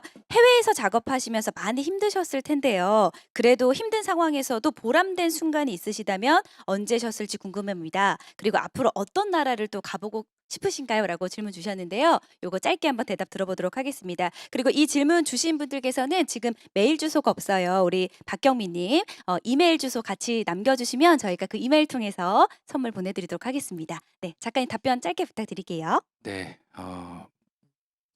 사실 무덤을 찾아가거나 없어져 버린 사적지를 찾아가면 저도 마음이 안 좋을 거 아니에요. 슬퍼요. 그래서 막 그 저녁에 숙소로 돌아가면 막 너무 힘들거든요. 근데 또 그 힘듦을 생각하면 또 다음 작업으로 이제 가게 되는 또 그 힘듦이 또 원동력이 되는 것 같아요. 그러다가 어느 분을 만났는데 "너 이렇게 오래 여행 다니면 힘들지 않니?" 어떤 독립운동가 후손분이 그러는 거예요. "우리 아직도 김치를 먹고 있다." 그 김치를 내오시더라고요. 제 입에 딱 넣어주시더라고요. 우리가 아직도 이렇게 유대 모습은 변해버렸고 한국말을 못하지만 우리가 아직도 이 한식이란 이 어머니의 할머니의 맛으로 아직 연결돼 있구나. 뭐 이런 것들 우리가 아직 끊어지지 않았구나. 이런 유대감을 느낄 때 그리고 이런 유대감을 전달했을 때 사람들이 작가님 몰랐던 역사예요라고 얘기해 주실 때 제일 보람이 되죠. 예. 그리고 또 뭐였죠? 또 가보고 싶은 앞으로 예. 가고 싶은 나라가 있으신지. 네. 다음 작업도 준비 중입니다. 근데 이제 비용을 만들어야 되고요. 예. 그래서 지금 이제 한정없이 지금 계속 연기가 되고 있는데요. 다음 작업 행선지는 여기입니다. 사이판입니다. 근데 사이판 그 밑에 작은 섬이 하나 또 있어요. 티니언 섬이라고. 근데 그 티니엄 섬에 지금 한 3,000명, 4,000명 정도가 살고 있는데요. 그중에 한국계가 40%예요. 돌아오지 못한 징용자들의 후손이에요. 이건 또 다른 디아스포라거든요. 그래서 이제 거기 가서 그분들 그 포트레이 인물 사진을 찍는 게 다음 제 계획입니다. 예. 여러분 우리 박수로 또 응원의 박수 한번 부탁드리도록 하겠습니다. 네, 고맙습니다. 자, 그럼 이제 저희 두 번째 이야기도 청해 듣도록 할 텐데요. 지금부터는 박경목 서대문 형무소 역사관장님께서 이야기를 준비를 해주셨습니다. 박경목 관장님께서는 일제강점기 서대문 형무소 연구라는 주제로 박사 학위를 받으셨고요. 이후에도 서대문 형무소를 비롯해서 한국 독립운동의 역사와 관련된 많은 연구 업적을 남기시기도 하셨습니다. 그러면 역시 여러분의 박수로 청해 듣도록 하겠습니다. 네, 반갑습니다. 방금 소개받은 박경목입니다. 저도 앉아서 말씀을 드리도록 하겠습니다. 괜찮으시죠? 네, 고맙습니다. 제 시간을 좀 빼서 작가님에게 드렸어야 되는데 저는 좀 재미없는 이야기가 될 것 같은데요. 작가님 이제 사이판 계획을 하고 계시는데 잘 되길 바라겠고요. 오늘 이 자리 하기 전에 아까 저희 관장님하고 잠깐 얘기를 나눴는데 비용이 없다시길래 제가 철없이 그럼 빌딩 팔아서 이번엔 가십시오 이랬는데 안타깝게 빌딩이 없으시답니다. 잘 되길 바라겠습니다. 자, 저는 그 바로 앞에 있는 서대문 형무소에서 근무하고 있습니다. 라고 하면 교도소장이냐 이렇게 하는데, 그래서 서대문 형무소 역사관, 지금은 기념관으로 운영이 되고 있고요. 이곳에서 근무한 지 제가 어느덧 이제 20여 년이 되어 가는데 좀 그런 생각을 많이 해봅니다. 한여름에 더울 때 그리고 한겨울에 추울 때 지금도 현장이 그대로 남아 있거든요. 옥사가 남아 있는데 1월 달, 2월 달 점검하러 가보면 10분만 있어도 발이 얼어요. 굉장히 춥죠. 여름에는 한 1분만 있어도 땀이 줄줄 납니다. 아직도 우리 직원들하고 이야기를 하죠. 야, 일제강점기 때 여기서 도대체 어떻게 버텼을까? 그런데 더 경이로운 것은 그 철창에서도 포기하지 않았다라는 거죠. 독립을 노래하고 독립을 희망했고 독립의 꿈을 꾸었다라는 점에서 정말 경이로운 분들의 이야기를 잠깐 여러분들하고 나눠보고자 합니다. 특히 대한민국 임시정부에서 활동했거나 또 그 안에서 활동하지 않았지만 임시정부와 연관되어서 국내에서 연통제 조직에 가담했거나 또 당시에 임시정부가 생김으로써 국내에서는 전국 각지에서 야, 이거 돈 모아서 임시정부로 보내야 된다라고 하는 움직임이 굉장히 많습니다. 심지어는 꼭 이런 표현이 맞는지도 모르겠지만 강도들이 임시정부 요인을 자처해서 강탈을 하는 경우도 물론 조금 있었죠. 그만큼 임시정부에 대한 국민들의 열망이 컸다. 1908년도에 경성 감옥으로 문을 엽니다. 제 오타가 좀 났네요. 죄송합니다. 옥자가 빠졌는데요. 감옥으로 이해해 주시면 될 것 같습니다. 잠깐 서서 제가 설명을 드리면 지금 여러분들이 보시는 요 위치가 이제 정문의 위치가 되겠고요.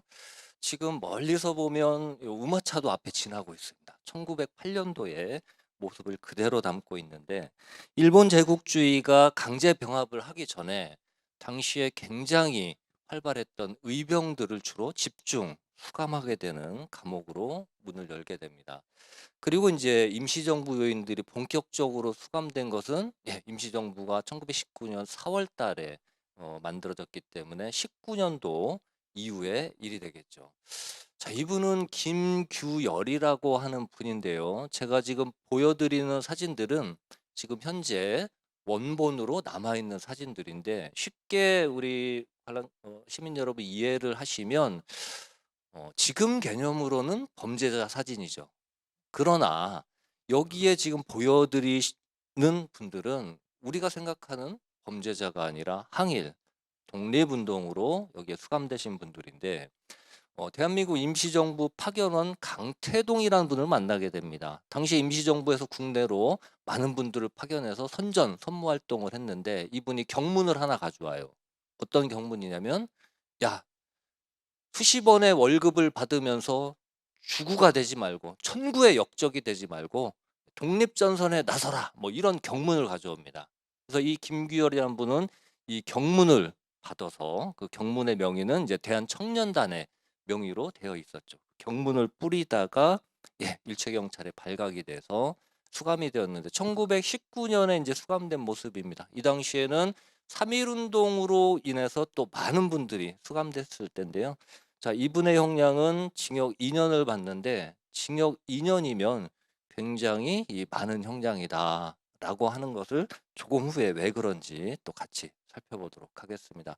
자, 뒷부분에 많이 안 써져 있죠. 그러니까 미결수, 판결을 받기 이전의 단계에서 쓰여진 수용 기록 카드고, 죄명이라고 하는 부분이 혹시 보이실지 모르겠습니다. 한자로 되어 있는데 죄명은 보안법 범입니다. 당시에 1907년도에 만들어진 이 보안법을 일본 제국주의는 아주 이렇게 잘 활용을 하고 있었죠. 자, 이 장면은 감옥이 이제 다시 확장되는 장면인데, 1910년도에 강제병합을 했더니 수감자가 줄을 줄 알았는데 더 늘어나지요. 그래서 1915년도부터 서대문 영무소는 대폭 확장을 하게 됩니다. 그래서 굉장히 확장된 모습인데 1924년도 초반의 사진입니다.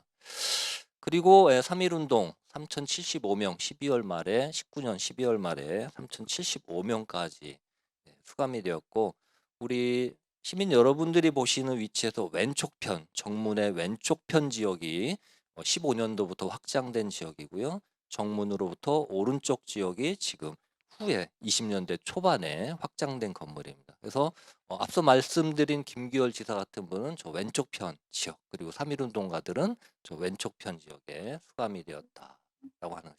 이 신석환 지사는 국내에서 군사 주비단을 조직을 합니다. 말씀드린 바와 같이 이 국내에서도 대한민국 임시정부에 대한 지원과 열망이 굉장히 불꽃처럼 타오르죠. 그래서 자체 조직을 만들어서 우리가 스스로 지원해야 되겠다라는 움직임들이 있었고, 그 일환으로 이분은 주비단을 만들어서 참모장을 만들고 또 군자금을 모집합니다. 모집 방식은 뭐 여러 가지가 있겠는데요. 부호들을 찾아가서 압박하는 방법이 있겠고, 주로 쓰인 것은 대한민국 임시정부 명의의 공채를 발행합니다. 이 공채를 줄 테니 이 공채에 적힌 1,000원의 금액을 다오. 나중에 독립이 되면 몇 배로 너희한테 돌아갈 것이다라고 해서 6,000원 정도, 굉장히 큰 돈인데요. 6,000원 정도를 모았다고 합니다. 또 이 일로 이분 여기 수감이 되어서 역시 보안법, 이거 나중에 수감됐을 때 사진, 나중에 또 연세 들었을 때 사진입니다. 보안법 위반으로 서대문 영무소에 수감이 되십니다. 자, 이렇게 차디찬 철창에서 고생을 하셨겠죠. 여름의 더위, 겨울의 추위, 굶주림, 배고픔. 자, 이러한 고생 속에서도 또 계속해서 활동을 멈추지 않는데요. 임시정부가 국내 조직망으로 연통제를 만들죠. 이상호와 전재일이라는 분은 지금 제가 주소를 써놨는데, 위쪽의 활동 내역은 이상호라는 분이시고 아래쪽의 활동 내역은 전재일이라는 분인데 고향이 같죠. 경성군. 서울 경성이 아니라 함북 경성 오천면에 살으셨고, 이 두 분은 아마 이제 마을에서 집단으로 만주로 이동을 하신 것 같아요. 그리고 19년도에 3.1운동이라니까 만주 용정에서 같이 만세 시위를 참여했다가 국내에 들어와서 연통제 함북지부 경성조직의 일원으로, 이상호 지사는 경성 군감으로, 그러니까 지휘자로 활동을 했고, 전재일 지사는 그 조직원으로 활동을 했는데 징역 4년을 받았습니다. 굉장히 세게 받은 것이죠. 징역 4년이면은 사실 목숨을 담보할 수 없는 그러한 기간입니다. 이상호 지사고, 요분이 1871년생이고 요분보다 4살 정도 어리신 전재일 지사님의 모습입니다.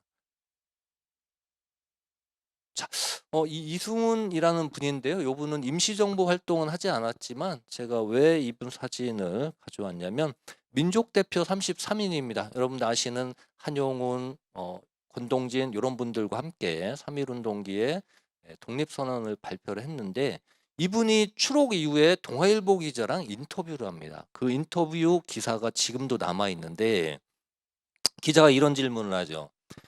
선생님, 감옥에서 가장 힘든 것이 무엇이었습니까? 이승훈 선생이 이런 이야기를 합니다. 먼저 탄식을 합니다.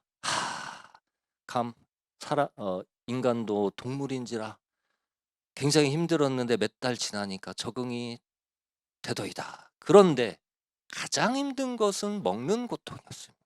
제가 돌 섞인 콩밥 사반 이렇게 했는데 우리 선생님들 그 예전에 우리 식사 밥 안 칠 때 조리로 이렇게 조리개로 돌 걸렀던 기억이 혹시 나십니까? 끄덕이는 분은 무조건 50대 이상 되실 것 같습니다. 전혀 지금은 그렇지 않죠.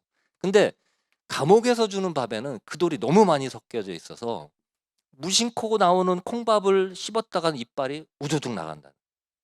그리고 손병희 선생님이나 권동진 선생님은 어떻게 하겠어요? 씹으면 이빨이 깨지니까 침으로 살살 녹여서 그냥 뱃속에 넣는 거죠. 안 먹을 수는 없으니까. 그래서 위장병으로 상당히 고생을 하셨다. 이런 이야기를 전해주고 있습니다.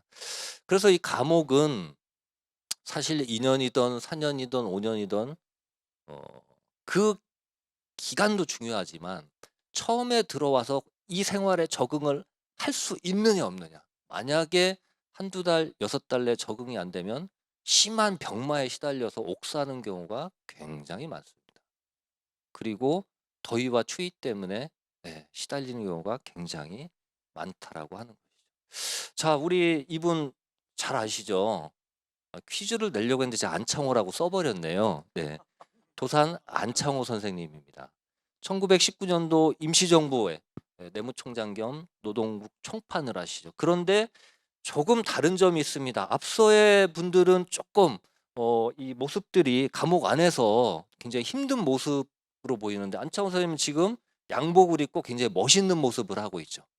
자, 뭐냐면 일제 조선 총독부에서는 독립운동가를 수감되지 않았어도 굉장히 심하게 감시를 했습니다.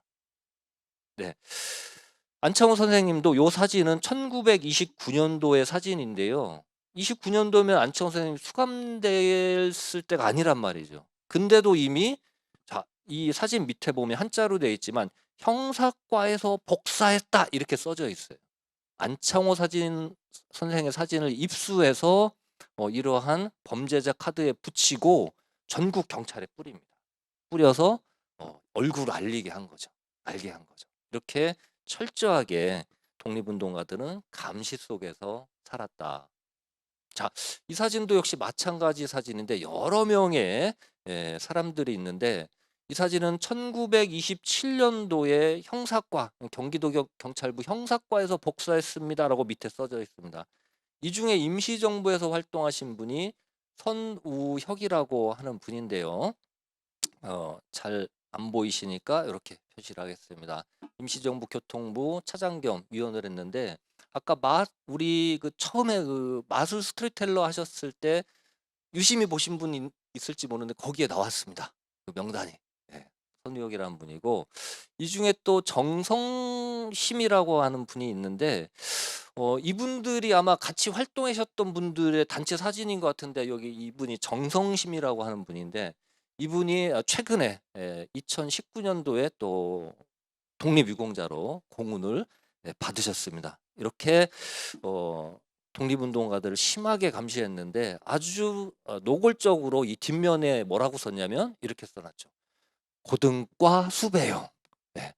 경찰 조직 안에서도 고등과가 정치범들, 사상범들을 잡아들인 역할을 하는데 바로 이렇게 고등과 수배용 해가지고 이렇게 카드를 만들고 독립운동가들을 감시한 임시정부 요인들을 감시한 흔적을 우리가 정확히 볼 수 있습니다.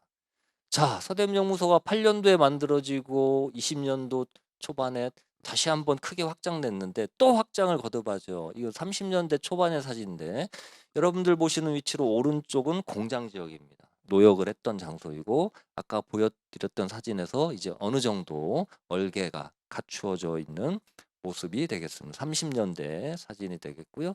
자, 이 30년대 안창호 선생님이 이 서대문영무소에 수감이 됩니다. 1932년도 4월 달에 체포가 되시는데요. 안창호 선생님이 어디에서 체포가 됐을까요? 이 퀴즈를 한번 내볼까요? 네, 네, 안창호 좋습니다. 선생님이 어디에서 체포가 네. 됐을까요? 어디서 체포가 됐는지. 네, 도시를 말씀해 주시면 되겠습니다. 네. 네. 지금 손 번쩍 들어 주셨어요. 마이크 드릴게요. 잠시만요. 네, 혹시 오늘 온라인으로도 알고 계신 분들 계시다면 여기서 정답을 못 맞출 경우 상하이 온라인으로 아닙니까? 합니다. 상하이. 네, 교수님. 네, 맞습니다. 맞습니다. 네. 정답입니다. 축하드립니다. 네. 너무 쉬운 문제를 낸 것 같습니다. 네. 상하이에서 윤봉길 의사의 의거가 있었죠. 4월 달에.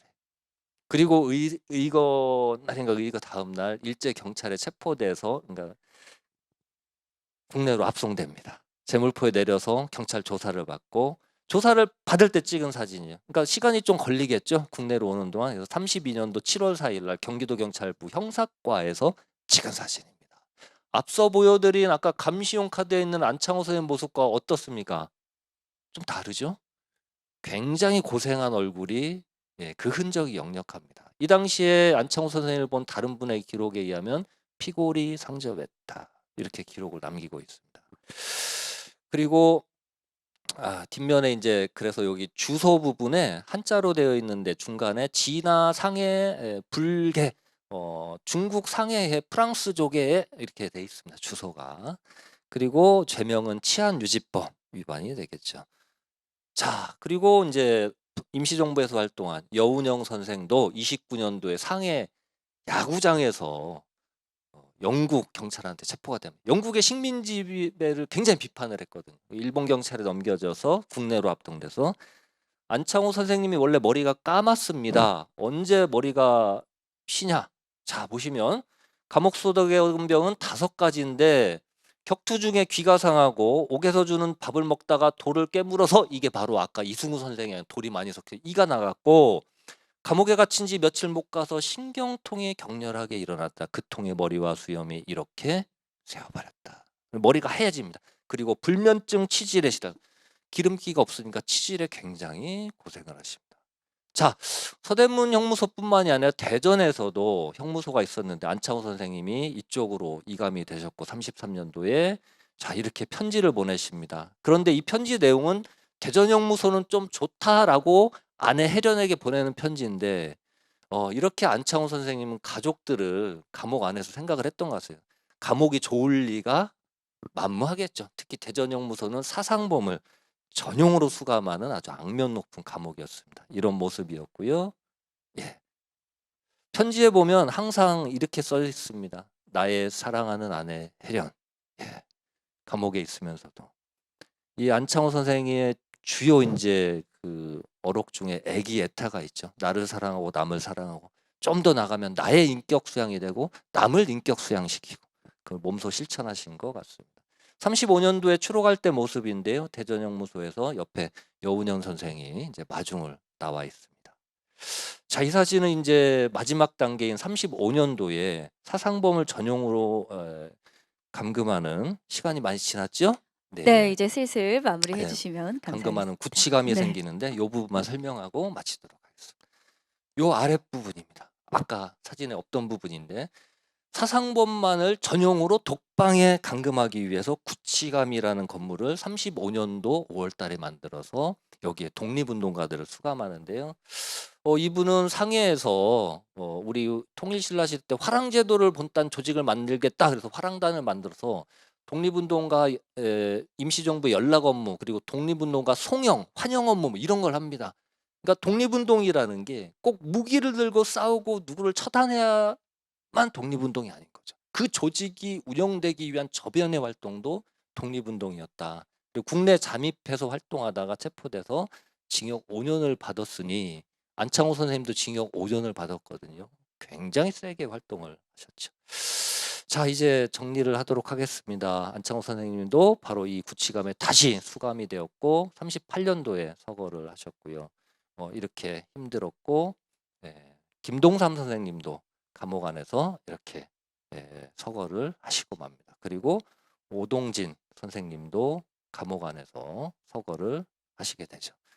자, 시간이 많이 없어서 제가 요 사진들은 생략을 하고요. 마지막으로 김동산 선생의 유언으로 마치도록 하겠습니다. 나라 없는 몸 무덤은 있어 무엇하냐. 내 시신을 불살라 강물에 띄워라. 혼이라도 바다를 떠돌면서 외적이 망하고 조국이 광복되는 날을 지켜보리라. 철창에서도 포기하지 않은 독립의 꿈이었습니다. 네, 고맙습니다. 네, 굉장히 유익한 이야기들 들려주신 것 같아요. 종종 우리가 TV를 통해서도 다른 매체들을 통해서도 본 적도 있는 사진들도 곳곳에 있지만 또 이렇게 다시 한번 이야기를 들으니까 매번 들을 때마다 이렇게 먹먹해지는 그런 마음을 숨길 수가 없는 것 같습니다. 자, 이와 관련해서도 우리 관장님께서 좀 해주실 말씀 있으실까요? 네, 오시면서 이제 보셨습니다만 우리 서대문 형무소 역사관 바로 옆에 우리 기념관을 지었습니다. 근데 이 두 개 기관이 아주 밀접한 관계를 사실 갖고 있습니다.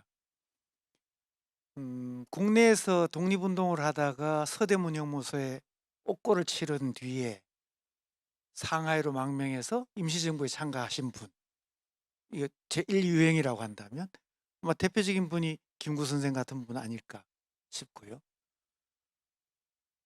임시정부에서 활동하다가 붙잡혀 들어와서 고생하신 분, 지금 말씀하신 안창호, 여운형 이런 분 둘째 유형이겠죠. 또 임시정부에서 임명을 받아서 국내에서 활동하다가 잡히신 분들, 안상길 같은 분, 경북교통부장이 되어서 활동하다가 이제 잡혀서 고생하신 분. 그 다음에 임시정부에 가보지는 않았지만 국내에서 지원 활동을 하다가 붙잡혀서 옥고를 치르신 분. 여러 유형들이 있을 것 같은데요. 이런 분들을 이제 어쨌든 잡아들여서 옥고를 치르도록 만드는 기관이 이제 조선총독부가 있고, 조선총독부가 있기 전에 그 대한제국 시절에 권한이 다 빼앗긴 상태에서 통감부가 이 감옥을 만든 셈이지 않습니까? 근데 그 고생하셨던 분들, 아까 그 돌밥 이야기를 들으면서 제가 생각하는 게, 제가 중학교 2학년 때 처음 이제 백범일지를 읽게 되는데요. 백범일지를 읽으면서 어린 나이에 참 이런 건가 하고 생각했던 게 바로 먹는 거예요. 감옥에서 밥을 적게 주고 돌밥을 주고 그렇게 하니까 아무리 그 항일투쟁이나 자존의식이 강하거나 그렇게 강해도 배고픔에는 어떻게 견딜 방법이 없어요. 그래서 백범일지를 보면 백범이 이런 생각은 하면 안 되겠지만 밖에서 아내가 몸을 팔아서라도 밥 좀 먹여줬으면 좋겠다. 그 글귀를 읽을 때 제가 중학교 2학년 때예요. 이게 도대체 무슨 소린가? 그랬습니다. 그만큼 이게 배를 곪게 만드는 것 자체가, 배를 고른다는 거잖아요. 그 자체가 얼마나 심한 고문인가 하는 생각을 하고, 그러면서 반대로 백범일지를 보면은 밤새도록 두들겨 맞으면서 공중에 매달려서 밤새도록 두들겨 맞았다가 절도를 해버리니까, 그런데 의식이 조금씩 돌아오면서 창밖으로 나무 틈 사이로 빛이 들어오기 시작하는 새벽에 본인이 이렇게 의식이 깨어나면서 내려다 보니까 밤새 나를 두들겨 패던 저 간수도 형사도 저 입구에서 졸고 있다는 말이죠. 그럴 때 내가 저놈도 날 잡느라고 밤을 새워서 잠을 못 자고 밤을 새우는데 저놈도 자기 나라를 위해서 저런 거 아닌가. 난 지금까지 내 나라를 위해서 밤새워가면서 고민하고 일해본 적이 있던가 하고서 맹세를 하는 거죠. 내 나라가 서면 정부 앞에 내가 청소를 하고 문지기가 되고 그렇게 이제 다짐을 하는 장면이 백범일지에 있고, 그래서 제가 오늘 우리 박병욱 반장님의 그 돌밥 이야기를 들으면서 백범일지 이야기를 다시 한번 되새겨 보게 되고요. 그리고 여기 우리 기념관이 있는, 그리고 여기 감옥이 있는 서대문 형무소가 있는 동네 이름이, 혹시 동네가 무슨 동인지 아시는 분이 계시나요? 네. 관장님 퀴즈인가요? 예, 퀴즈로 네. 해봅시다. 네. 여기 바로 앞쪽에. 네. 잠시 뭐라?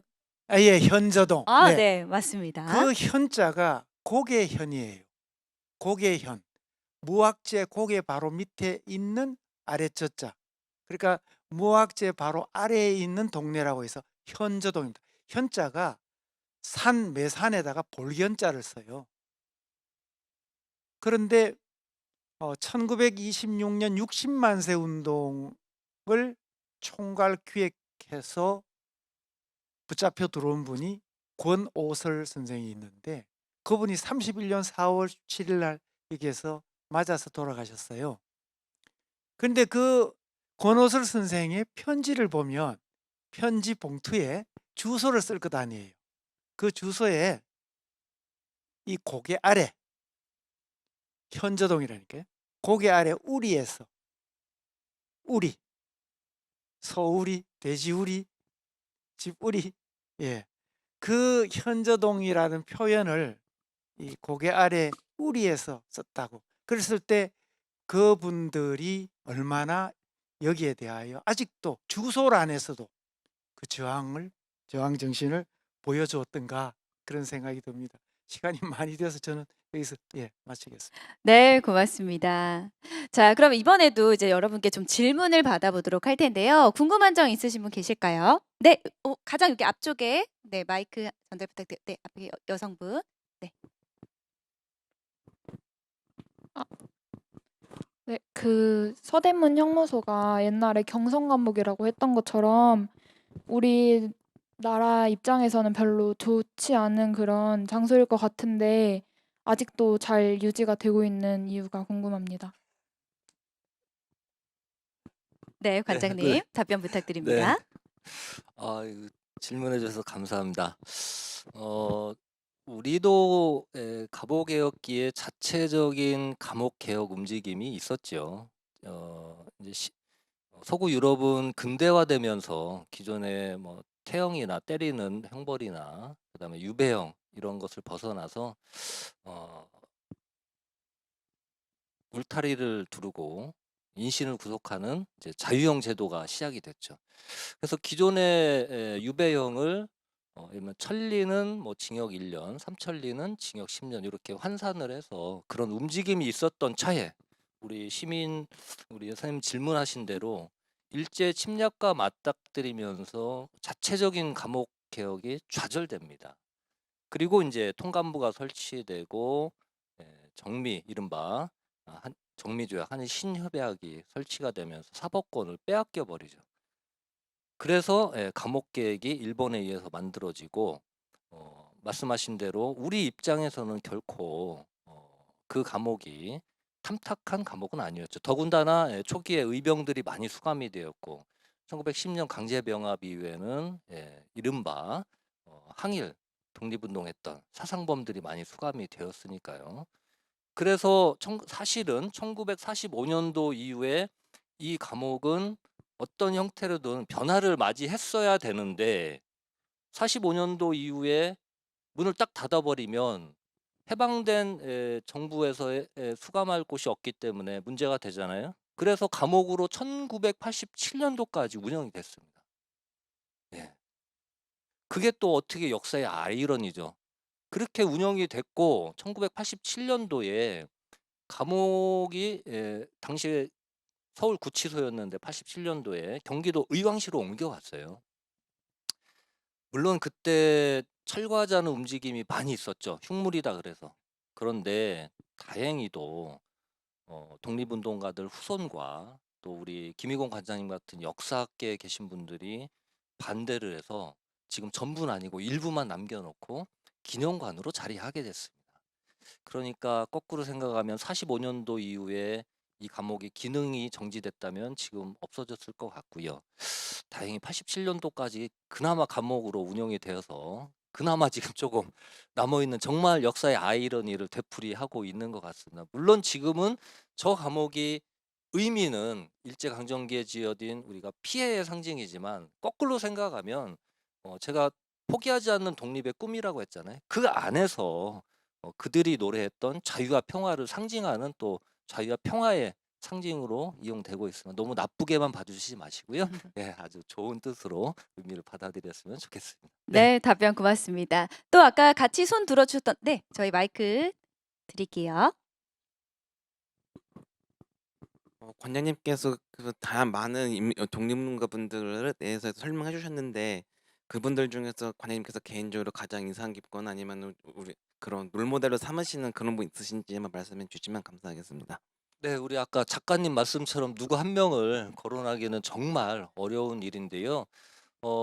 제가 이 수영 기록 카드를 전 사실은 이곳에 오기 전까지는 굉장히 어려운 공부를 했습니다. 뭐 사상사, 뭐 유학사 이런 거를 하면서 유교 지식인들이 일제 강점기에 어떻게 대응해 나갔나 했는데 이곳에서 일하면서 여기에 갇힌 수감자들에 대한 밝힌 연구가 정말 서대문영무소가 말만 유명하지 하나도 없구나 그러면서 저 카드들 6,246장입니다. 정확히. 그리고 중복된 인물을 빼면 4,826명인데 하나하나 보기 시작한 거예요. 그리고 뒷면의 기록들을 다 정리를 하기 시작했는데 뭐 유명하신 분들이야 뭐 굉장히 의미도 있겠지만 저는 정말 평범한 사람들도 중요하다라는 생각이 들었고요. 그중에 이용란이라고 하는 분이 있는데 여성입니다. 18살인데 공장에서 노동 일을 하다가 노조운동에 참여해서 서대문영무소에 수감되는데 정말 애띤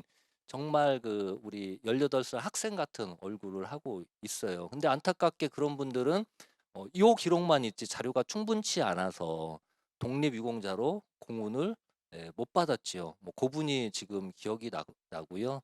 그 다음에 그 소은명이라는 분이 또 기억이 나는데 역시 이제 여성이었는데 지금 사직터널 넘어서 이제 배화여고가 있네. 배화여고 1학년 학생인데 1920년 3월 1일 날 학교 안에서 자기네들끼리 만세 운동을 한 거예요. 그래서 한 3개월 정도 3월 1일 날 잡혀서 1개월 정도 고초를 치르고 이제 학생이고 어리다 보니까 면소로 이제 나오게 됐는데 면소가 아니라 집행유예 1년, 집행유예 2년에 징역 6개월을 받았네요. 그래서 집행유예로 나왔는데 그동안은 집행유예나 이런 것들은 예전에는 공훈을 주지 않았어요. 옥살이를 안 했다 그래서. 근데 최근에는 다 인정을 하면서 공훈을 받게 되어서 뭐 그러한 분들이 기억에 남습니다. 예. 네. 무려 뭐 4,000분이 넘는 그 리스트들이 있었다고 하니까 정말 저희가 조금 전에 많이 봤던 분들은 불과 정말 그중에 극소수에 불과했었구나라는 그런 생각이 들었습니다. 지금 저희 온라인을 통해서도 함께 많은 분들이 지금 함께하고 계시는데요. 또 창동 청소년 센터에서도 25명의 초등학생들과 함께 지금 굉장히 유익한 시간 보내고 있다고 시청 소감을 알려주셨습니다. 그러면 저희 혹시 질문 있으시면 마지막으로 한 분만 더 질문을 받으면 될 것 같아요. 네, 혹시 질문 있으신 분 계실까요? 네, 여기 앞쪽에 남성분께 마이크 전달 한번 부탁드리겠습니다. 네, 오늘 아마 우리 두 아이들과 함께 오신 아버님인 것 같은데요. 네, 이게 막 부위도 해주시고요, 우리 친구. 네. 그 지금 시간은 그 박 관장님 시간인 것 같기도 한데 일단은 그 임시정부 기념관장님께 좀 질문을 드리고 싶은데요. 네. 이게 지금 설립된 게 이제 우리 임시정부 기념관이 처음에 위원회가 아까 찾아보니까 17년에 발족이 돼서 작년에 개관을 한 걸로 되어 있고, 그러니까 생긴 지 얼마 안 된 곳인데 이 임시정부 기념관을 세우게 된 어떤 설립 취지라던가 지향점, 이 목표 같은 게 좀 궁금하고요. 더불어서 아까 작가님께도 좀 궁금했던 게 그 어디서 저는 지원을 받아서 이렇게 해외에 가셔서 이렇게 사진도 찍고 그렇게 하실 거라고 생각했는데 말씀하시는 거 보니까 사비로 하신다는 걸 보고 저는 좀 깜짝 놀랐는데 작가님이 그렇게 사비로 하시면서 힘들게 되게 막 산도 타시면서 힘들게 하시는 목표, 그다음에 궁극적으로는 어떤 걸 하시고 싶은지 관장님이랑 작가님께 질문을 드리고 싶습니다. 네, 고맙습니다. 두 가지 질문을 보내주셨는데요. 네, 그럼 작가님의 답변부터 듣도록 할게요. 네. 제 궁극적인 목표는요. 기록을 잘 해놓자입니다. 예. 기록이 돼야지만 역사로 남길 수 있고 이거를 후대에 전해줄 수 있잖아요. 관장님 말씀처럼 앞선 학자들이 연구조사 잘 했습니다. 그래서 저 같은 사람들이 이제 이거를 또 다른 시각으로 해석하고 있죠. 근데 더 이제 다음 세대들이 이거를 더 큰 예술로 만들어야죠. 그러니까 제가 그 멕시코에 과달라하라라는 곳이 있어요. 과달라하라. 그 멕시코 제2의 도시거든요. 거기에 가면 그 멕시코 3대 벽화 화가가 있어요. 그 오르스코라는 사람이 있습니다. 그 사람이 그린 일어나라 이달고라는 작품이 있습니다. 그 나중에 구글에 한번 검색해 보세요. 저는 그걸 보고 깜짝 놀랐어요. 너무너무 그 우리나라의 김구 같은 사람이에요. 이달고 신부는. 그 독립운동가를 가지고 너무너무 멋지게 작품을 만들어 놨다고요. 근데 저는 한국에서 그런 걸 본 적이 없거든요. 그거를 바탕을 만들어 놔야죠. 제가 해야 될 임무는 이제 그거 같고요. 돈이 없어서 이걸 안 하면 어떻게 되나. 이걸 누군가는 저는 해야 된다고 생각해요, 이거를. 근데 이게 돈 때문에 못 한다 그러면 너무 슬프잖아요. 그래서 강연 많이 불러주세요. 예. 강연비로 이렇게 모아가지고 또 저는 저 사이판 갈게요. 예. 네, 맞습니다. 아마 여러분들께서도 오늘 이제 댁으로 돌아가셔서 오늘 작가님의 강연 너무너무 좋았다. 이렇게 주변에 많이 퍼져주시면 그 이야기들이 전국에 퍼져나가서 아마 많은 곳곳에서 우리 작가님을 모시지 않을까 생각됩니다. 여러분의 힘이 필요합니다. 네, 이제 마지막으로 이제 예. 관장님 들을게요. 저희들이 그 큰 틀에서 보면 역사가 중세 사회에서 근대 사회로 이렇게 발전을 하는데 어떤 사람들은 특히 일본에서는 한국에는 고대 사회에 머물고 있다. 그래서 이웃에서 그냥 두고 볼 수 없으니 병합을 해서 근대로 만들어야 되겠다. 그래서 어떤 사람들은 지금도 식민지 덕분에 근대화가 되었다. 해서 식민지 근대화론을 엄청나게 큰 목소리로 주장하는 사람들도 있지요. 그런데 중세 사회의 특징은 이제 군주 사회입니다. 군이 주인이란 뜻이죠. 군주가 주인인 사회에서 민이 주인인 사회, 다시 말해서 민주 사회로 가게 되면 우리는 그 과정에서 혁명이 일어나잖아요. 시민혁명. 국민들이 참정권을 다 가지는 사회를 시민사회라고 하고 그 시민사회를 근대사회라고 하고 그런 국가를 근대국가라고 합니다. 우리 역사에서 황제 군주 사회에서 민이 주권을 가지는 민주사회로 어떻게 변화했을까? 일본의 통치 덕분에 그렇게 되었을까? 우리가 독립국임을 주장하고 그 독립국가의 이름을 뭐라고 할 것인가? 대한민국으로 한다? 그러면 민이 주인인데 그러면 헌법에 어떻게 담을까? 대한민국은 민주공화제로 함. 이게 이제 헌법 제1조가 1919년 4월 11일 날 대한민국 원년 4월 11일 날 정해진 것이죠. 그것이 지금까지 헌법에 그대로 와 있고 그래서 다시 되풀이해서 하나로 정리해 보면 우리 역사에서 군주 국가에서 즉 왕이 군주가 주권을 가지는 사회에서 민이 주권을 가지는 사회 대한제국에서 대한민국으로 어떻게 왔는가 우리 국민들에게 대한제국에서 대한민국으로 어떻게 왔는가 하는 국가사의 정맥을 보여줄 공간이 필요하겠다. 그래서 이 기념관을 짓자고 제안을 했고 오랜 노래 끝에 작년 3월 1일 날 문을 열었습니다. 그래서 저희들은 이제 며칠 있으면 수립 기념일이 되면은 이제 이곳에서 또 기념식도 하겠습니다만, 이제 막 한돌 지난 이 기념관은 한마디로 줄여 이야기하면 국가 역사의 정맥을 확립하고 국민들에게 알려드리는 곳이다. 우리의 힘으로 근대 국가를 만들어낸, 전 세계의 식민지 거친 나라들이 엄청나게 많습니다. 그러니까 제국주의 국가는 10서너 개밖에 안 되지만 전 세계의 대부분 나라들은 식민지를 거칩니다. 그런데 그 식민지는 다 독립운동을 해요. 남미든 어디든. 그 많은 국가들이 독립운동을 하는데 스스로 국가 이름을 민국으로 내걸고 정부와 의회를 세워서 독립운동을 펼친 나라. 독립운동으로 근대국가를 만든 역사를 가진 이러한 자랑스러운 역사를 우리 국민들에게 보여드립시다 해서 국가기관으로 만들었습니다. 네. 네, 고맙습니다. 네, 어느덧 저희가 준비한 모든 순서가 끝이 났습니다. 많은 유익한 이야기를 좀 들려주시다 보니까 시간이 조금 이제 지체가 되긴 했는데요. 그래도 마지막으로 오늘 함께 해주신 세 분의 소감을 짧게 한마디씩 청해 듣도록 하겠습니다. 먼저 우리 작가님부터 오늘 함께 하신 소감 짧게 부탁드릴게요. 네, 저는 토크 콘서트라고 해서 그냥 와서 이제 그냥 그냥 얘기하면 될 줄 알았는데 이렇게 멋진 행사인지는 몰랐어요. 그래서 너무 오늘 좋은 자리 불러주셔서 감사드리고요.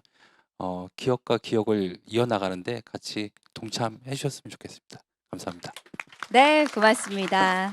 자, 그럼 이어서 우리 박경목 관장님께서도 역시 짧게 소감 부탁드립니다. 네, 오늘 이렇게 이야기를 들어주신 시민 여러분들께 감사드리고 또 이렇게 만들어주신 우리 김희공 과장님께 감사드리고요.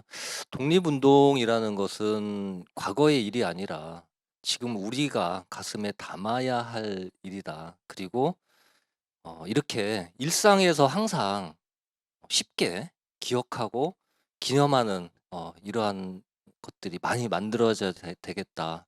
그리고 저도 그러한 기념관에 있으니까 저도 앞으로 그러한 역할을 열심히 해야 되겠다. 오늘 새삼스럽게 또 과제를 떠안는 자리가 된 것 같습니다.